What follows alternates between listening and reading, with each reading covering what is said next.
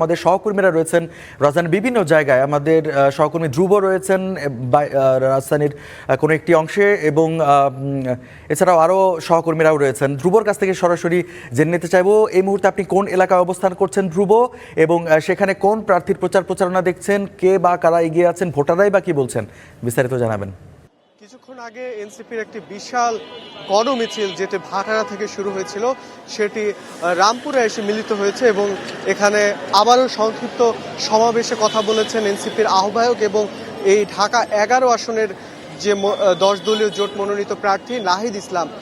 তিনি এখানে আবারও জাতির উদ্দেশ্যে কথা বলেছেন, অর্থাৎ এখানে যারা ভোটার রয়েছেন তাদের উদ্দেশ্যে কথা বলেছেন, এবং তিনি ভোটারদের যেটি চেষ্টা করেছেন সেটি অভয় দেওয়ার চেষ্টা করেছেন, এবং ভোটারদের বলেছেন যে তাদের আসলে ভোটের যে আইন শৃঙ্খলা কিংবা ভোটের যে পরিবেশ সেটি নিয়ে আসলে শঙ্কার কিছু নেই, এবং তাদেরকে তিনি নির্ভয়ে থাকতে বলেছেন, এবং বলেছেন যদি তাদের উপর পাল্টা আঘাত করা হয়, তাদেরকে যদি আঘাত করে কেউ, সেটির আসলে পাল্টা জবাব দিতে চান তিনি, সেই কথাটি তিনি বলেছেন। এবং একই সঙ্গে 12 তারিখ সারাদিন তিনি ভোট কেন্দ্রকে পাহারা দেওয়ার আহ্বান জানিয়েছেন এই তার ঢাকা 11 আসনের ভোটারদের প্রতি। এছাড়া এর আগে সকালে তিনি ভাটারার যে বাসতলা এলাকা সেখানে তিনি গণমিছিল শুরুর আগে বক্তব্য রাখেন, এবং সেখানে তিনি যেটি বলেন যে আসলে এই জুলাই অভ্যুত্থান পরবর্তী বাংলাদেশে যে নতুন গণতন্ত্রের যে আকাঙ্ক্ষা তৈরি হয়েছে সেই আকাঙ্ক্ষা পূরণের জন্য এই 10 দলীয় জোটকে নির্বাচিত করে সংসদে আনা ছাড়া আর কোনো বিকল্প নেই, এমনটি তিনি বলেছেন।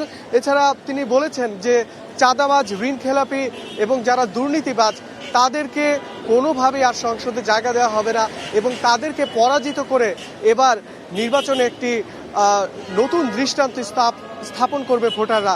এবং সেই সঙ্গে শুধু এনসিপি নয়, এর আগে যে এই দলে যে 9টি দলীয় শরিক রয়েছে তাদের প্রতিও তিনি সমর্থন জানিয়েছেন, এবং তার যারা নেতাকর্মী রয়েছেন তাদেরকেও আহ্বান জানিয়েছেন যে অন্যান্য যে আসন সেখানে যেন তারা ঐক্যবদ্ধভাবে নির্বাচনী প্রচারণা চালায়। এবং আজকের যে নির্বাচনী প্রচারণা চালিয়েছেন তিনি, সেখানেও কিন্তু আমরা দেখেছি জামাত সহ অন্যান্য যে সকল শরিক দল রয়েছে তাদের যারা সমর্থক রয়েছেন তারাও কিন্তু এখানে ব্যাপক সমর্থন জানিয়েছেন।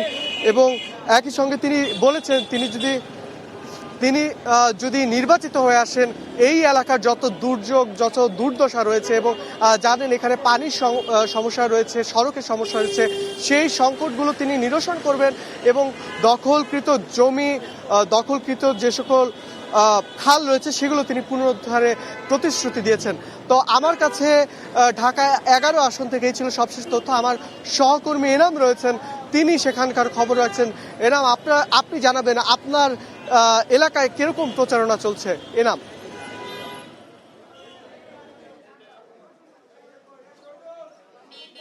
ধন্যবাদ ধ্রুব। আমি এই মুহূর্তে রয়েছি ঢাকার 4 আসনের জুরাইন এলাকায়, যেখানে ধানের শীষ মনোনীত প্রার্থী তানভীর আহমেদ রবিন তিনি কিন্তু সকাল থেকেই ভোটের প্রচারণায় নেমেছেন। আজকে দ্বিতীয় দিনের মতো তিনি ভোটারদের মাঝে যাচ্ছেন, গিয়ে তার যে প্রতিশ্রুতিগুলো আছে, এই এলাকার যে সমস্যাগুলো রয়েছে সেগুলো নিয়ে কিন্তু তিনি কথা বলছেন। তার যে ভোটাররা রয়েছে তাদের মাঝে তিনি তার যে প্রতিশ্রুতিগুলো আছে তিনি তুলে ধরছেন।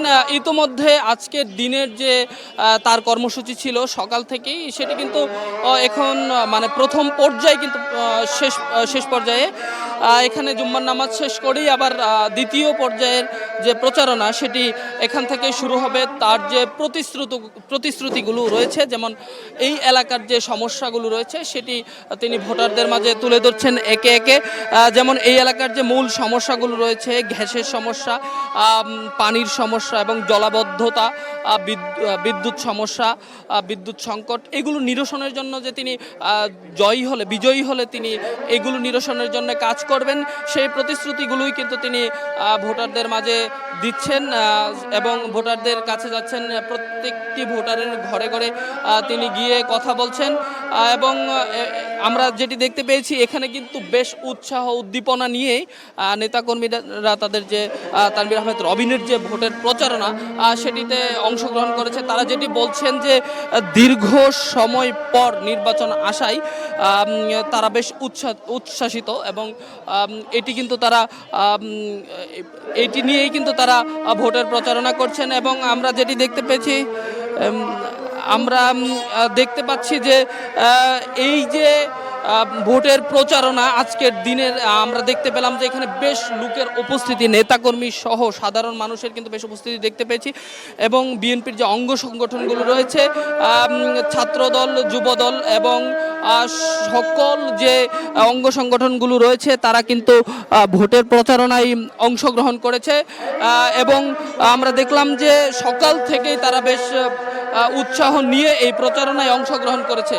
এই প্রচারণায় অংশগ্রহণ করে তারা ভোটারদের কাছে যাচ্ছে, ভোটারদের কাছে গিয়ে ভোট চাচ্ছে ধানের শীষে তিনি বিজয়ী হলে যে এই এলাকার যে সমস্যাগুলো রয়েছে, জলাবদ্ধতা, বিদ্যুৎ সংকট এবং গ্যাসের সমস্যা, সবগুলো নিয়েই তিনি কাজ করবেন বলেই ভোটারদের মাঝে আশ্বাস দিচ্ছেন, প্রতিশ্রুতি দিচ্ছেন।